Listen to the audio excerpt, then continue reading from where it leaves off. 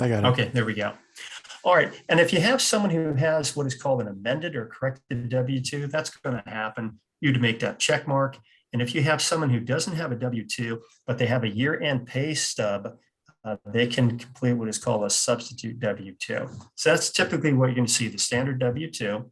And then again, you're going to key it as you see it. And so I've got all the information from the W-2. That EIN is the employer identification number.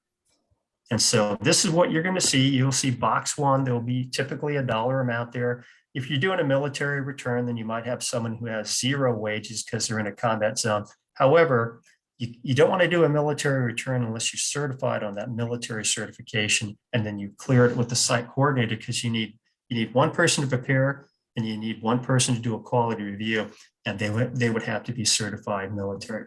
So here we have 1, 3, and 5. You can see 3 and 5 are different than 1. That simply means there's $2,000 of what is called tax deferred income, typically like a 401k. Withholding, typically you're going to see that. And box 4 and 6 will auto-populate when you enter data in 3 and 5. And if the auto-population is not what appears on the W-2, no harm, no foul. You simply go to the box. In this case, I've got 3224, and I'm going to change it to 3223. And there you go. So again, you key it as you see it. That's the general rule. You can see in box 12, you got a lot of different codes. And typically in the VITA program, the codes you'll be working with will be D as in Delta, that's deferred compensation. Again, a 401k, a 403B, a 457, a 414. Those are different types of tax deferred savings vehicle. The Delta is the health insurance, and that's paid for by the employer on behalf of the employee. So those are typically the codes you'll be working with. So this individual contributed to, again, a tax deferred savings program. Over here in box 13, we key it as you see it. And no, not everybody is in the retirement plan. Some people are, some people are not. But typically you'll see that on a W-2 if it's checked. And then over here, you will see this on many different W-2s, not all of them, because in the state of California, not everybody pays into SDI. So for example, I teach at a college part-time, and I do not pay into the California State Disability Insurance Program. When I was a federal employee, I did not pay into SDI. So, but you will see this on a lot of W-2s. So you'll simply key it as you see it. And you should be aware if someone then starts taking California SDI benefits, i.e. they paid premiums and now they're hurt or sick, those checks that they receive from the state of California are not taxed by the federal or state government. And then down here, California information, again, you'll key it as you see it. Typically, box 16 will be the same as box 1. However, that's not always the case. I think I gave the example when I was living and working in Cuba, I had to pay federal taxes. However, the state of California did not tax my wages. And so box 16 for me that year was 0. State tax paid, that will be the amount withheld from the individual's paycheck by the employer and then remitted to the state of California. And this will also appear on the Schedule A as in alpha. That forwards over to the Schedule A, because we know on the Schedule A, you're going to report your state taxes that paid, and then there's a maximum, that SALT limitation, state and local income tax is $10,000. And then you might remember from a previous Zoom session, 18, 19, and 20 are not used by the VITA program in California, because there is no jurisdiction in California other than the Franchise Tax Board that has individual income tax. All right, so we can continue. We're done with the W-2. And again, if you had a second W-2, and sometimes you got multiple W-2s, then you simply add the W-2. And if you have a W-2 from the same employer, 2 W-2s from the same employer, same EIN, the software will simply ask you, if this is right, and you'll check yes. And that does happen from time to time. Okay, and so for this individual, they've got W-2 income. Yes, you'll typically sometimes have interest income, and whether it's $1 or $50, you'll report that interest income in this tab right here. And let's see, let's go ahead and move on. We have nothing else in this return, so we're going to go to less common income. I've been seeing a lot of this, and I mentioned this in a previous presentation. A lot of people have what is called less common income. And I'll share just a generic story. Sometimes people say, Jerry, I have this type of income. I say, okay. And then they'll ask me, hey, is this taxable or non-taxable? Typically, I'll be able to say, oh, that's taxable and that's non-taxable. And sometimes I tell people, I don't know. And they go, well, Jerry, you're a tax guy. I said, yeah, I am. Just like go to a medical doctor and ask them a question. They go, you know something? I don't work on hearts. So I'm an eye doctor. So sometimes I got to look stuff up, just like you'll have to look stuff up. The publication that I recommend, there's a bunch of them, but one I recommend for less common income is IRS publication 525. That will typically give you the answer. Okay, so we're going to go to other income. And in this case, we have the California lottery. There's different lotteries, but the California lottery, just like any type of gambling, has to be reported on your federal return. And in this case, I reported it under other income and again, California Lotto. And so there we go. All right. And then we're going to come over here to our deductions, and we're going to take care of two things straight away. We're going to go to what is called the credits screen. And give me just a moment. Let me go to our credit screen.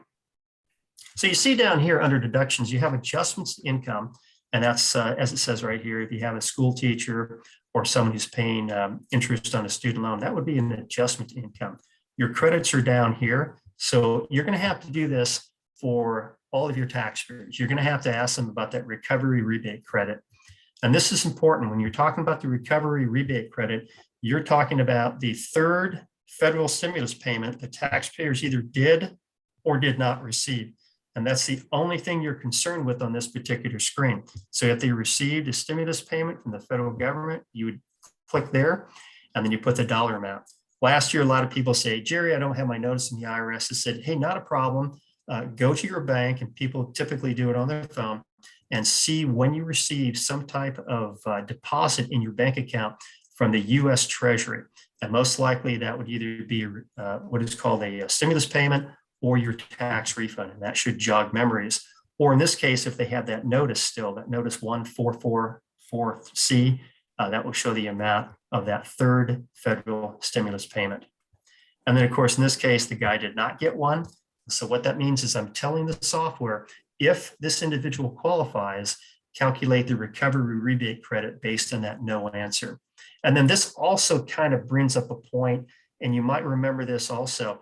There were what are called California stimulus payments from the state of California, Sacramento.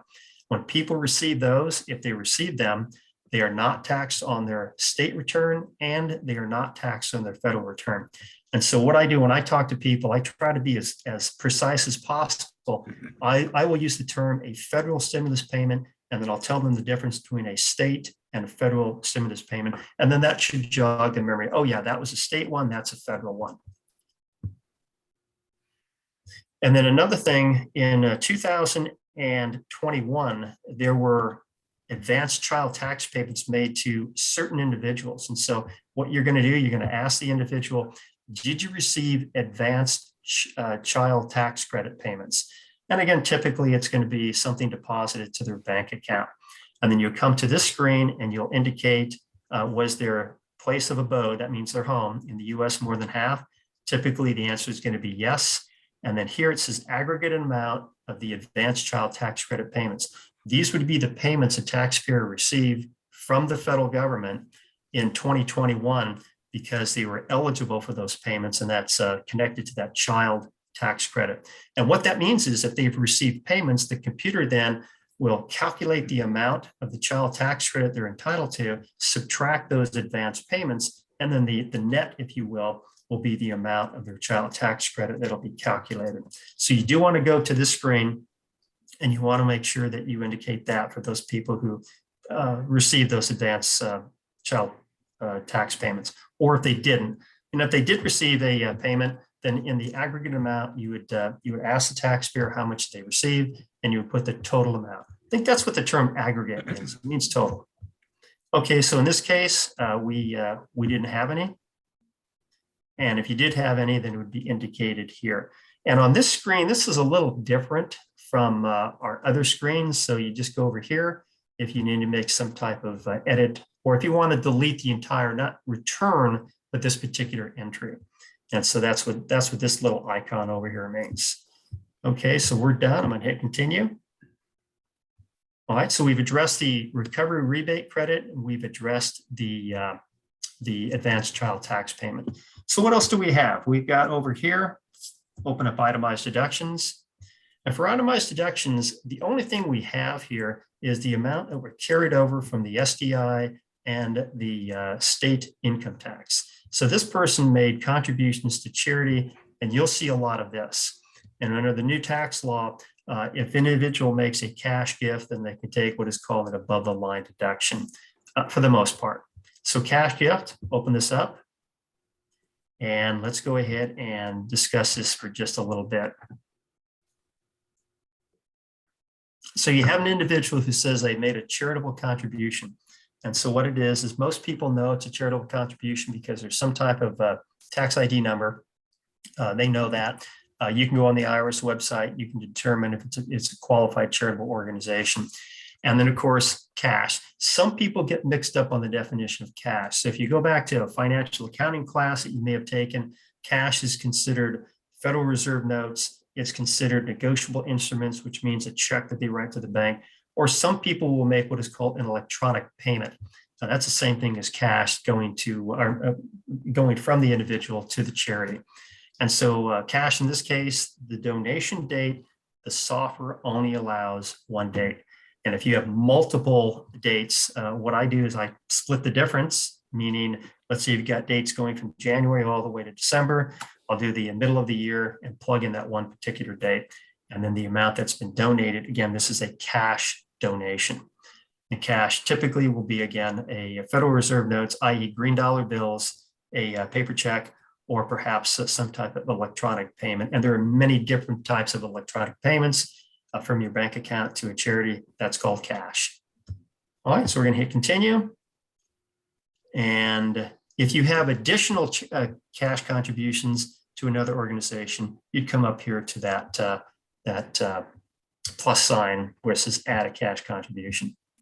And I'll throw this in because you may see this for the Schedule A folks. And I think about 10% of our clients have a Schedule A as an alpha itemized deductions. And some people drive for charitable organizations. If that's the case, you'll come up here to that charitable miles. And if the individual has accounted for their miles that they drove for a charity, then they'll plug that in there. But they need to account for it somehow in some way. And then, of course, if you have people who are donating clothing, refrigerators, things like that, then that would be a non-cash donation. Okay, so we don't have that. We're going to get out of that. And we're going to get out of that and go over here to the left-hand side. And you can see I've made entries for the child care credit. And you might remember from one of our presentations a couple months ago, the child care credit, we're talking about significant tax law changes for this. It used to be a non-refundable credit. And now you've got a refundable component, if I remember correctly, but it all spill out on the 1040. So you come here, you identify the child care provider. We're going to open that up. And typically it's going to be some type of company, and they'll have an EIN, an employer identification number, or it might be a private individual. And that would be typically either a social or individual taxpayer identification number. And so what you're going to do is, most people are pretty good about this because they understand that if you're a daycare provider, you have to share information with the parent. And if that's an individual who's doing it, well, then yes, the identification number of that individual is going to be obtained, and then the person's name. And that's basically the mantra. So when I had my son in daycare, I went to my daycare provider and said, hey, I know your name already, but I need your social because I want to take this credit. And she goes, oh, I understand. So she gave me her social. But the bona fide intent means you've asked, you're not going to put the person in a headlock. You want to electronically file, so you want their social. And if you're asking the question in your mind, hey, Jerry, what happens with this data? That's easy. Goes to the big computer in the sky with the IRS. And then if this Elise, here's our provider, Elise Benez, if she has not filed a return, then what happens is, based on this parent and perhaps other parents that she's caring the kids for, the IRS will send Elise a letter and say, dear taxpayer, we have reason to believe that you have a filing requirement. That's called a whipsaw effect. So anyway, you're going to capture that data for the provider. You're going to enter that in, and the amount that you paid for the provider to watch your child is going to be indicated there. And then, of course, for a California return, you've got to provide a phone number. And again, this is not a bridge too far, because if your kid is with a daycare provider and you don't know their name and their phone number, something's wrong. So you're going to have this data, obviously. Okay, so we've entered that, and we've got our dependent. In this case, we've got J, and you can see right here the pencil. I'm going to get back into J here, in the amount paid by the parent to the daycare provider for this young boy. And that's all we need to do. So now the child care credit has been calculated. If you go to page 2, and on page 2, there's a lot of information, but this is typically what you're going to see. You're going to see this indicator down here that says, did you pay any expense for 2020 during 2021? And I would say for the most part, the answer is going to be no, but in the software, you've got to indicate either yes or no. All right, and then we're going to hit continue. And then we're done with that. And so you can see on the left-hand side, we've already addressed the W-2, the other income. We did not have itemized deductions, but what we did on that itemized deductions, we've entered the amount of the charitable contribution. If you have someone with documents where they have home mortgage interest, points paid, and other items for itemized deductions, then of course you'll populate the Schedule A. But again, about 10% of our clients take the Schedule A, which means 90% do not. And then we've addressed the advanced child tax credit, and we've addressed the recovery rebate credit. Okay, so any questions before we jump into our health insurance and then the California section? I'll hesitate for a moment and see if I can entertain any questions. Jerry, let me just mention real quick, if anyone is looking for those California documents that you were mentioning, I've loaded them into the chat. You can just go in the chat and download them by clicking on them. Okay. Yeah, and that's a good point. So ladies and gentlemen, when you're at the VITA site or you're reviewing electronic documents, and I'll be the first to admit, sometimes I look at a document, I scratch my head and say, I've never seen this before. And again, some of my clients say, what do you mean you've never seen this, Jerry? You're a tax guy. I say, well, just talking federal forms, there are thousands of them. I bump into federal forms I have never seen before in my practice. And so occasionally you'll see a form that you've never seen before. You may be a 60-year-old guy or gal, and you've never seen this IRS form before, and somebody will give it to you. And so what that means is you're going to review it. There's typically instructions to the form.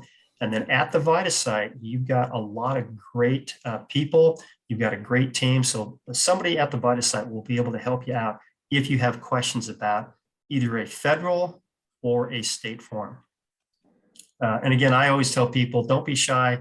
When people give me a document, I look at it, I read it, and of course, sometimes I have to go to the instructions and I find the answer. Okay, so now we're going to go to health insurance. And this is a question we will ask all of the taxpayers. Did they have insurance via what is called, for our purposes in Covered California, it's going to be covered, excuse me, in state marketplace, it's called Covered California. If you go to other states, they may not have a state marketplace. They may rely on the federal marketplace. But for our purposes, we're typically dealing with residents from California. And so if they're in Covered California, we have to, of course, indicate that. And if they're not in Covered California, let's say they've got private health insurance, and that private health insurance means they pay out of pocket, they're not in Covered California. Covered California is a program where taxpayers can go, and the mantra is they're going to get affordable health insurance, which means they pay a little bit on the premium, and then the taxpayers subsidize the taxpayer for the rest of the premium. So they have health insurance. Okay, so in this case, we've got Covered California for this taxpayer.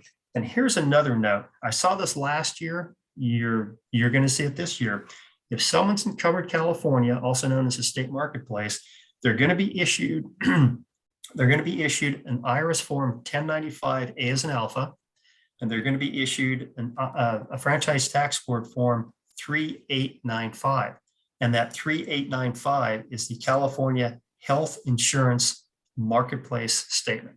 So they're going to get two documents. They may get other documents, but they're going to get two documents. Like, so for example, I get a 1095B. I think I get a 1095C. I get multiple 1095s. But again, if they're in covered California, 1095A from the feds and a 3895 from the state. Okay, so I indicated yes. And I'm going to make this real simple. So we've got our tax family. And let me just hesitate for a moment. So if you have someone who's not in covered California, they're in Medi-Cal. And I'm not an expert in Medi-Cal, but what I do know, if people qualify, they fill out a form, they give it to the state, and then the state provides health insurance to that individual for free. That is not covered California. If you're in Medicare, which is a program for seniors, that's a federal program, you are not in covered California because you've got coverage. And there are many different flavors of health insurance coverage. You got VA, you got active military, you got a plan at work that people sometimes pay for, sometimes they don't. But again, covered California means they've signed up on the Covered California website. They may have a navigator that's assisted them. And you're going to get this. People will say, well, yeah, I'm covered. I'm in covered California. And no, they're not, because they haven't been issued to 1095. They haven't been issued to 3895. They're in Medi-Cal, or they're in Medicaid, or they're in something. And so reviewing those documents and then having that discussion with the taxpayer, typically you'll solve the mystery very quick. Okay, so again, this particular individual is in state marketplace. So we indicate this. And this is typically what you're going to see on your software. You're going to say, were they eligible to receive unemployment compensation? This is new this year. And so you'll ask them the question. Typically it will be no. Are they required to pay back? Typically you'll say no. And then it says right here, does the form 1095A, which the federal form, include coverage January through December with no changes to monthly amounts? And what that means is they've had full coverage for the entire year, and the amount for each month, i.e. the premium, is identical. And so when you go to your 1095 alpha, you're going to go to what is called lines. Let me restate that. When you go to your 1095 alpha, you're going to go to line 33A, 33B, and 33C. And if it's all the same amount, which means you have no changes in the monthly amount, you'll simply plug that dollar amount in. And that's what you're going to do. And then you hit continue. And this is for the dependents. So you're talking about that tax family. And if the dependents have income or they have an AGI, you got to populate that for the dependents. And again, that's pertaining to the Affordable Care Act and also depending on the dependent that's on the tax return. In this case, we've got a young boy, he doesn't work, so we're going to move past that. And then you're going to get to your California return. And again, I've seen this in the VITA program. Maybe I've violated this once or twice in my many years, but typically you're doing only California. If you have someone who is an Arizona resident, or they're a resident of New Mexico or Oregon, we're not going to do their state return. We're just going to do the federal return, but chances are they'll probably end up going to a practitioner. Okay, California. So we open up the California return, and let's look at some of the entries that we've made.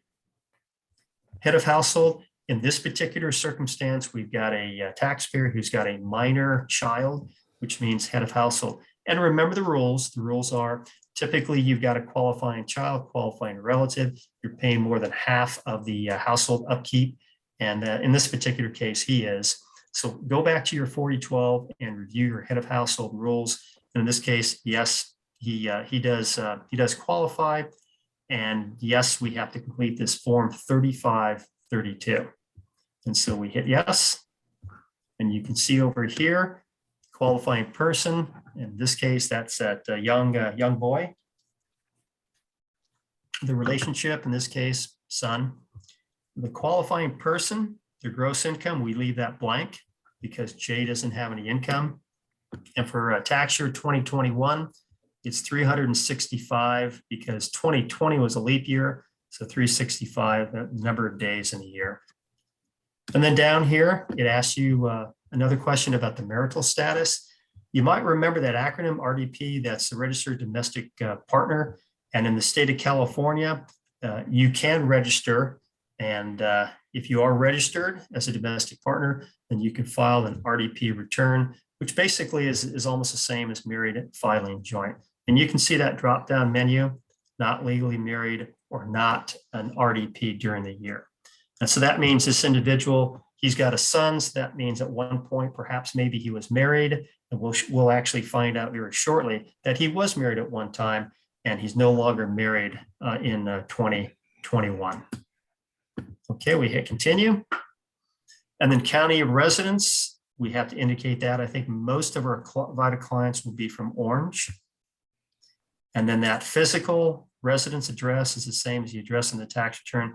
Typically, the answer is going to be yes. And what I always tell people, I always tell them again, if you have moved, make sure your friends and your enemies and the FTB and the IRS know your current mailing address. I can't tell you how many times I've sat in front of people and they go, well, I never got this letter. And I would tell them, I was working for the IRS. I said, well, that's because you didn't provide your current address to the government. And that means you lost out on whatever. So you want to do that. It's not that hard. I don't know how you do it. I think you probably do it electronically these days. When I did it back in the olden days, I'd go down to the post office, but whatever way you do it, make sure you do it when you move. Okay, so this is where it says health care coverage, and it asks about the full year minimum essential health care coverage. So what that means is we're talking about what I call head to toe. There are many different types of insurance plans. You can buy an insurance plan that covers your fingers if you want, if you have a company that'll sell it to you. But for healthcare coverage under the Affordable Care Act, it has to be coverage from health or from head to toe. So that means if you get sick, you're going to have some type of coverage. If you get injured, you're going to have some type of coverage. It doesn't mean that your health insurance is free. You might have some type of doctor visit fee or whatever, but it simply means that you got coverage from head to toe, head to toe. It doesn't mean if you have optical insurance, which means you might get new glasses for free or at a reduced price, that's not health coverage. Let's say you just have cancer coverage and that's all you have. That is not health coverage. Let's say you've got dental insurance. That is not minimum essential health coverage, head to toe. Typical insurance program that you might be used to. And sometimes you have to explain this to people. That's okay, because when I was a young guy, I didn't understand a bunch of stuff. So that's okay. You just explain it to people. This is health coverage. So in this case, they have it. And they also have it through what is called the marketplace in California, known as Covered California. And to my knowledge, that's the only game in town, Covered California, for the marketplace. And so the answer is yes. And then it asks you a bunch of questions. Now, keep in mind, your taxpayer will come to your VITA site, or you're going to be reviewing documents where it says, I've got an IRS document and I've got a franchise tax board document for the Covered California program that I've enrolled in. And that means you've got an IRS document, the 1095 Alpha, and you've got a franchise tax board document called the 3895. And so in this case, did you enroll? And this is really important. And I've had this discussion with people. They're kind of fuzzy. They're kind of confused. And I say, well, this is what is called, I think the attorneys call this an affirmative act, which means you sit down in front of a computer or in front of a human and say, I want to enroll in Covered California. I'm eligible. I want that subsidy from the taxpayers. I want affordable health insurance. And so they enroll. And so the answer in this case, yeah, they enroll because they receive these documents that I just talked about. And then the repayment, it's either a yes or no, right from the form 3895. And again, the 3895 is the California Health Insurance Marketplace Statement. In this case, household income, I did not put anything in there. Didn't have to do that. Premium assistance subsidy. And California, again, has their own program. So we open that up. Jerry, can I interrupt real quick? Sure. Just to correct, a couple of times you said if you are enrolled through the marketplace, you're going to get the $38.95 and you're going to get a subsidy. But there are people who make too much money and don't get a subsidy. And if your income is too high to get a subsidy, you'll get a 1095 alpha, but you will not get a 38.95. So you can still enroll through the marketplace. Typically, this is somebody like me whose kids are sitting here being dependents, and your income's too high, but the only way you can get insurance is through the marketplace. A good point. I've never seen that. I'm sure it exists, but I've never seen it in the VITA program. So I guess, Sean, you are the exception to the rule. I'll let you do my taxes this year. All right, moving on. So now it says right here, do all Form 3895s, and you're probably going to get maybe one for the taxpayer. You might get one for the taxpayer's spouse, but it says right here, the coverage for January through December with no changes in the monthly amount. That kind of sounds like what we did for the federal return, and it gives you the line items on the 3895 and the columns. And so in this case, I indicated yes. And this is for instructional purposes only. You're going to see on the return, you're going to see something that you may see from time to time, which we're going to talk about shortly.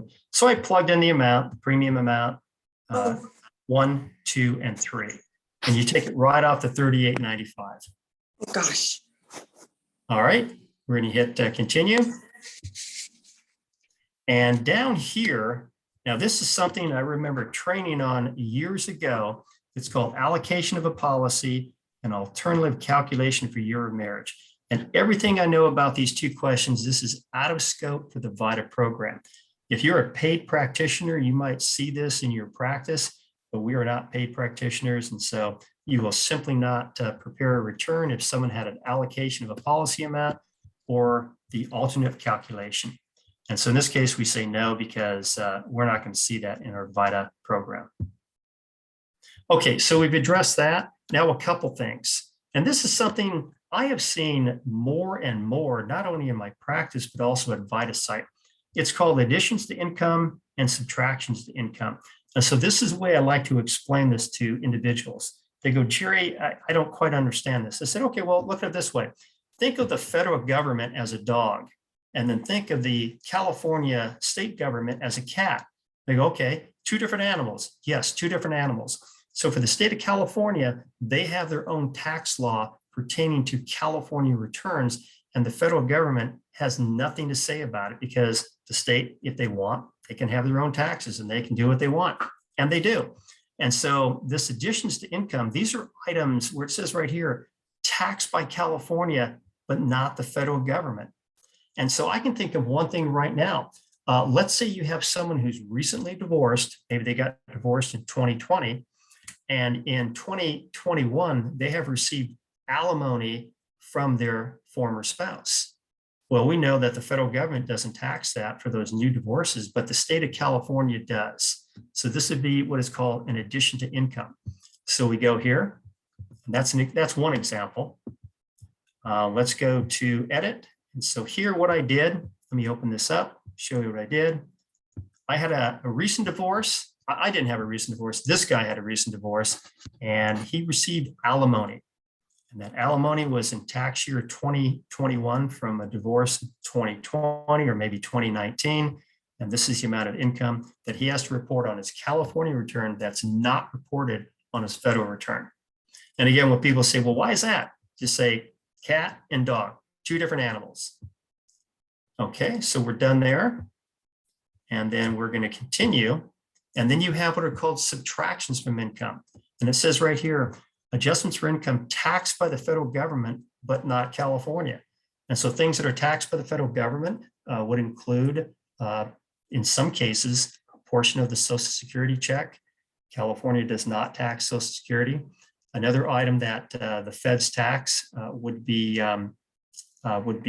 cancellation of debt. And let's see what we have here. Taxed by the Fed, but not by California. We open it up, and you can see I've got an edit for the California lottery winnings. And so we know, and you might remember this from the class that we had a couple months ago, the general rule is if you're winning money in a lottery or you're gambling and you're winning money, you've got a prize or an award, the general rule is it's taxed by the federal government. if you have a California lottery winning, you're going to report that on your federal return, which we did here, but you're going to subtract it from your California return because California does not tax California lottery winnings. And again, the analogy is, if a taxpayer says, I don't understand, the cat and dog analogy. All right, so we're done there. We made our subtraction, and then we're going to open up our credits. And you can see right here, we've got a number of credits. The ones that I made, everything rolled over with the exception of the renter's credit. And this is something I think you're going to see a lot of. Probably no surprise. I mean, if you're at least 21 years of age, you know that renting in Orange County, California, especially the southern part of the county, it's pretty darn expensive. It's expensive to own a home. So a lot of our clients, not all of them, but a lot of them are renters. Nothing wrong with being a renter, but simply means they're a renter. And so what that means is if they rent from someone and that individual has property in California, and that renter is living in that property more than 6 months out of the year and paying rent on California-based property, then they may be able to claim this non-refundable credit. If they're living in Arizona and they're driving across the state line, that doesn't count because that's not California property. It has to be based in California. So we see a lot of this, and again, that's a non-refundable credit. So we've done that. And then another one that you probably want to spend a little time on, this earned income credit. Some people get this confused, and I simply tell them, again, the cat and the dog. And for California, California is the cat, and they have their own earned income credit. And what happens is every year, the state legislature, they appropriate monies for the California earned income credit. The rules are different to qualify compared to the federal earned income credit. And once you tell that, again, you have two different systems, people say, okay, I got it. The cat and the dog analogy, I got it. In this case, you're going to say, you're going to answer the question, were they previously disallowed? Typically, most people don't get their EITC disallowed.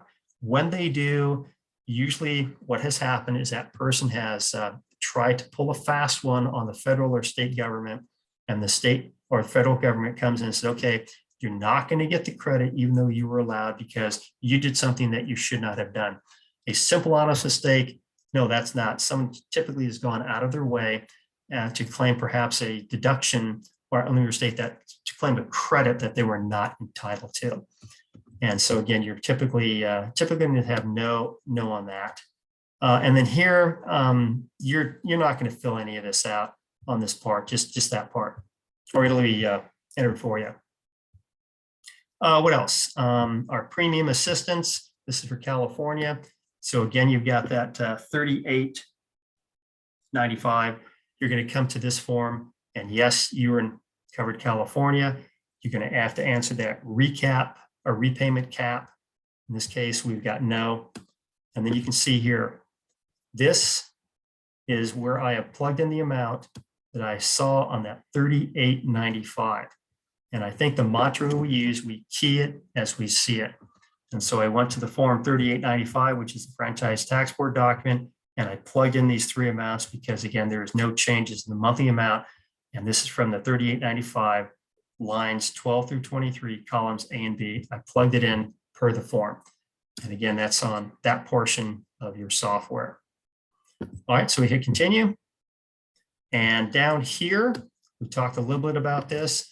If you have an allocation or an alternative calculation outside the scope of VITA, we don't do that. And sometimes people say, well, I want you to do it. I always tell them, sorry, we can't do it. It's outside the scope. We are not trained to do it. My wife used a great analogy a couple of years ago. A guy says, hey, come on, you can do it. You're a tax person. My wife says, we're not trained to do that. It's kind of like a mechanic who's fixing your brakes on your automobile. And if that mechanic is not trained to fix your brakes, do you really want a mechanic to fix your brakes who's not trained? And the answer would be no. And again, it's out of scope for the purposes of our program. All right, so we hit that. And then the software, we go back to finally get to where it says continue. So we exit the form and we hit continue. They're going to get a pop-up message that will talk about, oh, I didn't get the pop-up message. Okay, good. So we have the tax return summary. And at this point, you want to make sure you enter the information regarding e-filing. And this is how it's going to look with the real software that you'll be working with. Okay, here's our pop-up.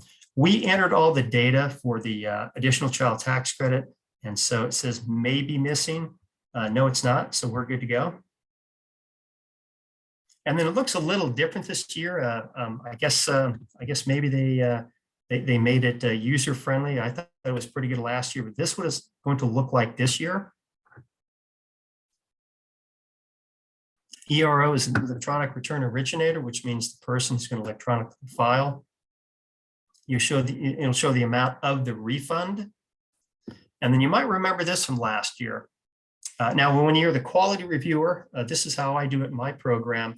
I have my preparers actually indicate how the taxpayer wants to file.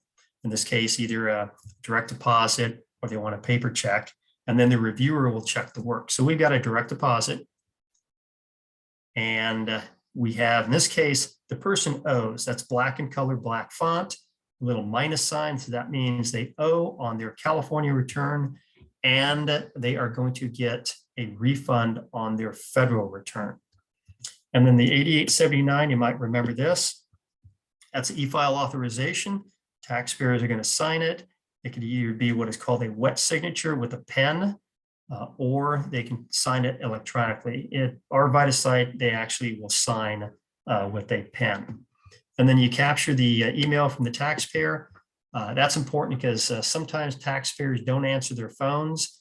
And so when you email them, it'll pop up on their phone or maybe pop up on their computer, and you can communicate with them. PIN is the personal identification number. And then the ERO, you can ignore that. That's going to be pre-populated by the person who's going to electronically file. Then you hit continue. The fee summary, you can ignore that. If you're a paid practitioner, you can set up your software. Like, for example, I use TaxSlayer Pro in my practice. And so I can set up the amount of fees that I charge my paying clients. Hit continue. Bank account information. This is really important. I've seen this a couple times and becomes very emotional for people when they got a big refund coming and it goes to the wrong bank account. So you want to make sure you capture the data. It's a checking or a savings. Most people know if it's either checking or a savings account. Most people know the name of their bank. And if you ask me right now, Jerry, what's your routing number? My answer would be, I don't know. I got to look it up. So typically you're going to have that information available to you at your bank. Maybe you have to look at a copy of a check or something like that. When you look at a check, a paper check, you'll see that routing number toward the bottom of that check. And that routing number usually is going to be to the left-hand side at the bottom. And a bank account number, if you ask me, Jerry, what's your bank account number? My response would be, I don't know, but I know where to find it. It would be the bottom of my check. I still use checks, and that would be toward the middle of the check. And then you confirm that. The reason the software wants you to confirm it, it's really important for that money to go to the right person and the right account. And unfortunately, it's happened a couple of times. In fact, last year, I had a client, a VITA client, provide me with incorrect information. And I confirmed it with them a couple of times. It was still incorrect. And then he called me up and says, Jerry, what do I do now? I said, well, that's a battle that you're going to fight. And I was nice to him. I said, I'm not going to fight it for you. That's on you. And so this is what you need to do, but I'm not going to spend time and energy trying to fix something that it's on you. And typically this happens maybe once a season at a site. I think last year it happened at our site one time, and a couple of years ago it happened, I think, twice. But again, that's really important. Just capture that. And most of your taxpayers will have information on their cellular phones or some type of electronic device.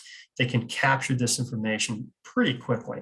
And then I do know that the VITA site at St. Killian's usually asks for a canceled check. They'll put void on it to make a photocopy of that. And your checks will have, again, your bank account number and your routing number on the bottom of the check. All right, license ID. This is something I don't require at my site. Sean, I don't think we require it at St. Killian's, but if you are capturing the driver's license or some type of state identification number, then you would indicate that. I don't require this for the site that that I opened. And not everybody has a driver's license. If you don't have a driver's license, you can contact the state of California and you can get what is called a state identification. And so if you want ID and you've got typically a birth certificate, then you're going to be able to get ID in California. All right, and then this is something you're going to see. This disclosure, this is on page 4 of that IRS form 13614C, which is the intake and interview document. And so what you're going to do electronically, you'll come down here and you'll ask the taxpayer. Of course, they'll indicate on the 13614C, yes, I want this global carry forward, or no, I don't. So you accept and you decline. And this is the way I sell it or inform the taxpayer. I tell them, if you come back to a VITA site and you indicate that you accept this global carry forward, it simply means when someone's preparing your return at a VITA site, then that data will carry forward. It will save a little bit of time for you and the taxpayer. But there's no requirement. Some people say, I'm not interested. I hit decline and so be it. And then of course, you're going to have what is called a primary PIN. You'll indicate that in your software, and the date, you'll select it from a calendar that looks like this. Hit continue. Your questions might look a little bit different than our questions, but this is from the United Way. They populate it. And so you simply ask them, do they know about EITC, federal and state? And then they're asking about geographic locations, working and living at geographic locations. This portion here about English, this is something that's captured by sites and disability, armed service, all that stuff. Race, some people have no issue reporting it, and some people say prefer not to answer. So you're just going to indicate that. And this is also in the 13614C on page, I think it's page 4. Okay, and then down here, were they physically present? So what that tells me, if you have a virtual site or a drop-off site, then they're not physically present during the return preparation. It means they're at home while someone is doing their tax return. So again, you'll indicate the what the situation is.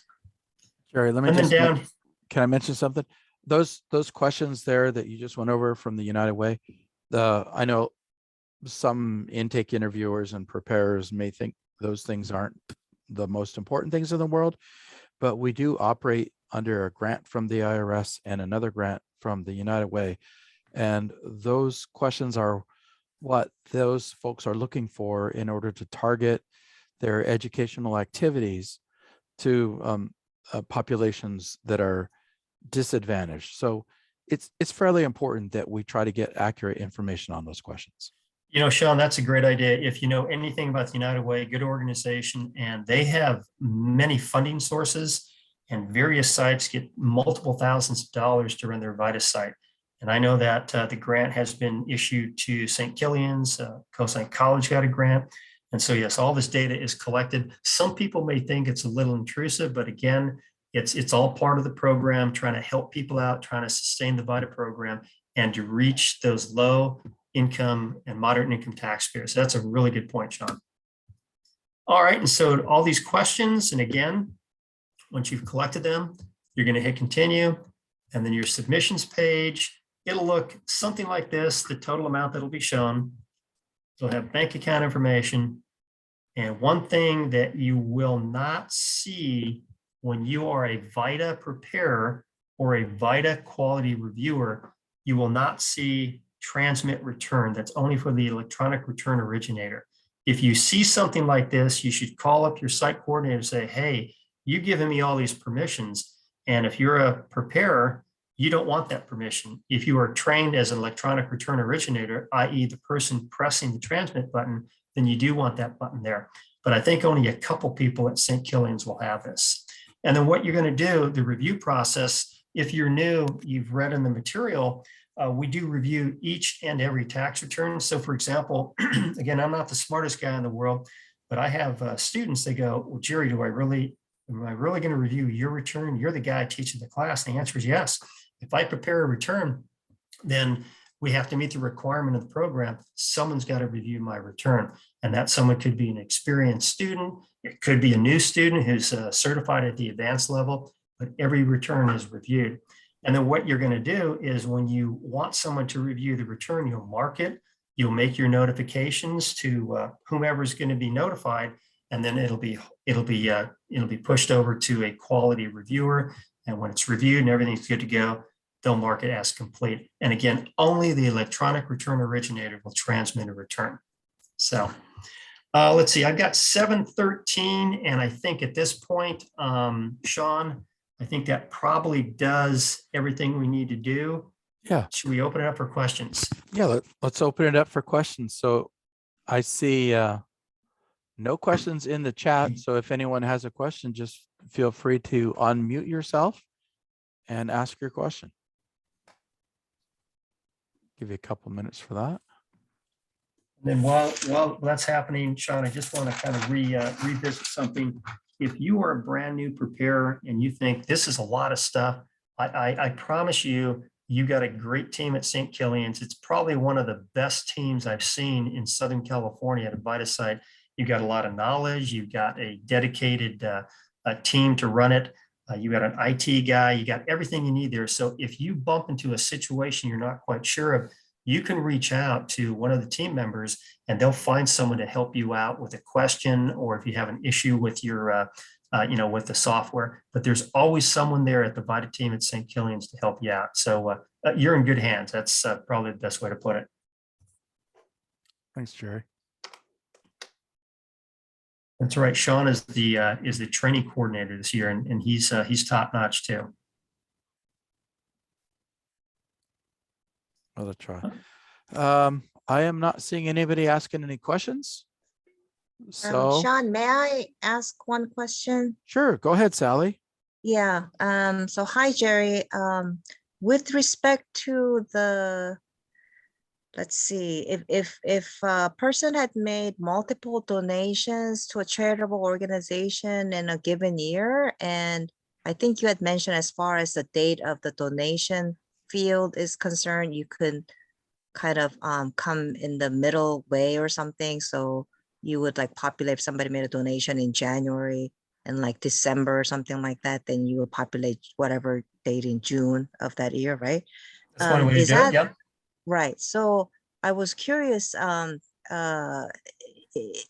that the recommended IRS way versus actually populating one of the actual date of the donation? So you would just pick one out of the multiple donation dates that you actually, on which you actually donated the money to a charitable organization. So I was kind of The curious. short answer is it does not matter, because when you look at a donation, the requirement is if you want to take a deduction for it on your return, you have to make a contribution to a qualified charitable organization. And when we look at a tax return in the VITA program, it's going to be a calendar year. So sometime during that calendar year, you made the donation and then you qualified. So for example, let's say you got someone who makes a donation to St. Killian's every month for $100. That'd be $1,200 in tax year and calendar year 2021. Again, different ways to do it. I would just split the difference because they offer that one date only on the software. Okay, thank you. And Sure. Jerry, that's for the above the line deduction, right? If they're going to do Schedule A, you can list If a whole you're bunch. talking about if you're talking about charitable contributions and you got a Schedule A, i.e. the itemized, it's still for that one charitable organization. Again, let's say you donate to one, it'll only give you one choice in the software. So you have to select a specific date. Okay. And if you've ever gone to an IRS audit, and it happens a lot where people are making contributions and they're audited by the IRS auditors can say, okay, how did you calculate the amount that you put in on the return? Someone says, okay, I donated $5,000. And then the next question would be, okay, who'd you donate it to? I donated to this organization. The examiner will say, okay, let me determine if that's qualified charitable organization. And then boom, you're done. So you're good to go. And what happens is a lot of people, and I think I mentioned this in my training a couple months ago, some people will donate monies to an organization and it's not a qualified charitable organization. So if you want that deduction, and again, there are many organizations out there, not all of them are qualified. All you got to do is you can do the deep dive on the IRS website and you can find the name of a qualified charitable organization. And if they're not there, then they're not qualified. You can still donate to them, but you're not going to be able to take what is called a tax deduction in your Schedule A. I think TaxSlayer also gives you an option to enter an aggregate number for which it does not ask a date.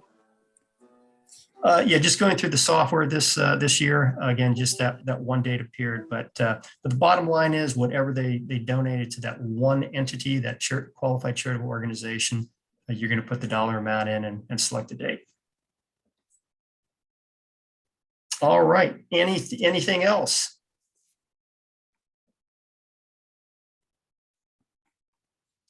Looks like that's it, Jerry. Thank you All so right. much. Well, hey, ladies and gentlemen, thanks for joining us. Sean, thank you for doing the intro and helping out. And again, if you are new, I encourage you to stick with St. Killian's because you got a great team. In fact, I think I heard, was that Scott that I heard? Yes. So you Yes, got I Scott, arrived late. I'm sorry. and I was in a Scott soccer is a game. sharp guy along with Sean. So again, you got some sharp, smart people, experience. So don't give up. It'll get very easy very shortly. So keep plugging away and keep helping people. All right. And anyone who arrived late, I will be sending this to the St. Killian's staff tomorrow to be posted on YouTube, but they're already gone home, obviously. So it'll be sometime tomorrow. All right. Okay. Well, thank you, everybody. Thank you, Sean, and you have a great evening. Thanks, Jerry. Thank you, Thanks, you Jerry. too. Take care. Thanks to all the volunteers. Thank you. Thank you.